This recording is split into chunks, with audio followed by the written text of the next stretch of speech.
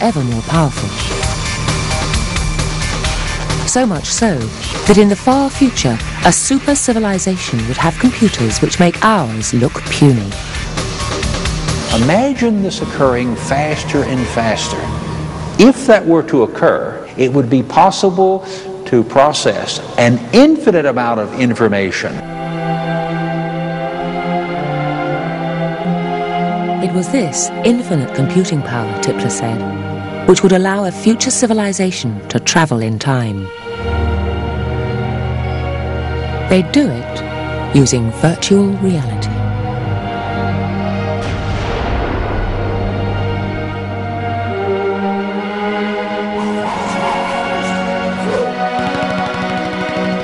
The images computers can create have improved hugely over the last 30 years. But many physicists believe eventually computers will be able to make virtual images which are so good they'd be indistinguishable from reality. They'd be exact copies of the real world down to the last particle. In the distant future, simulating physical systems with very high accuracy so that they look perfectly real to the user of the virtual reality will become commonplace and trivial. But what if a future civilization wasn't just able to create images of fictional events? What if instead they could create images of their own real past? Then they'd be able to make exact three-dimensional copies of events and places in our time. These simulations would be populated by beings identical to us. They'd feel like us. They'd have thoughts just like us. They'd even think they were us.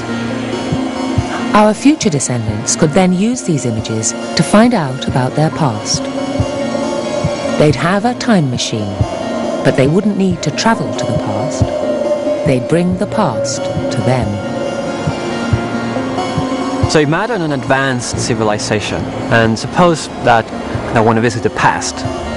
It might turn out not to be possible to build a time machine and actually go back into the past. Physics might simply not permit that. There is a second way in which they could get the experience of living in the past. And that would be by creating a very detailed and realistic simulation of the past. The notion computers might one day be used to create exact copies of the past might seem like a wild intellectual exercise. But a new generation of believers in time travel have taken the idea to its own wild intellectual conclusion. And they've pointed out that a super civilization wouldn't just make one perfect simulation of the past. An advanced civilization would have enough computing power that even if it devoted only a tiny fraction of 1% of that computing power for just 1 second in the course of its maybe 1,000 years long existence, that would be enough to create billions and billions of ancestor simulations. Every time science has thought it has found a way to control time, it's been forced to confront a worrying implication. This latest solution is no exception, because it too turns out to have a bitter twist. One dictated by the laws of mathematical probability.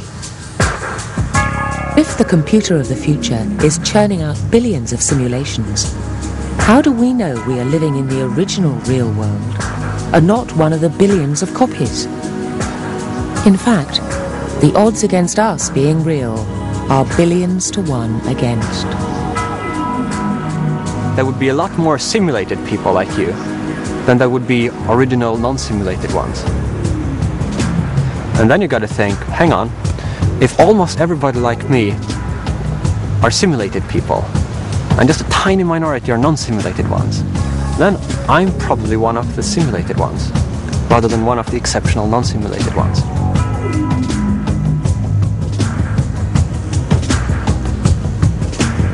In other words, you're almost certainly living in an ancestor simulation, right now.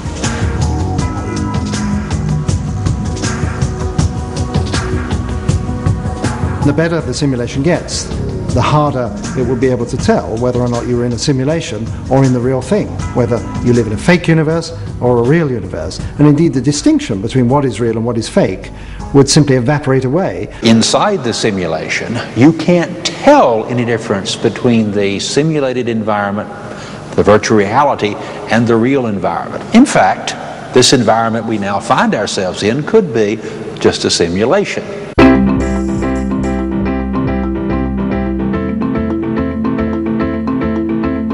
"300 years ago, science set out on a quest to master time, to control it. People didn't like time being controlled by a super-intelligent, superior being. We'd do it for ourselves instead. But every time we made a breakthrough, there was a downside. Now we're told we may not even be real. Instead, we may merely be part of a computer program. Our free will, as Newton suggested, is probably an illusion. And just to rub it in, we are being controlled by a super-intelligent, superior being, who is, after all, the master of time." From the point of view of science, it's a catastrophic idea. The purpose of science is to understand reality. If we're living in virtual reality, we are forever barred from understanding nature.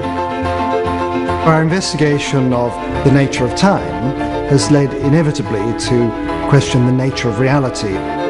And it would be a true irony if the culmination of this great scientific story was to undermine the very existence of the whole enterprise and indeed the existence of the rational universe.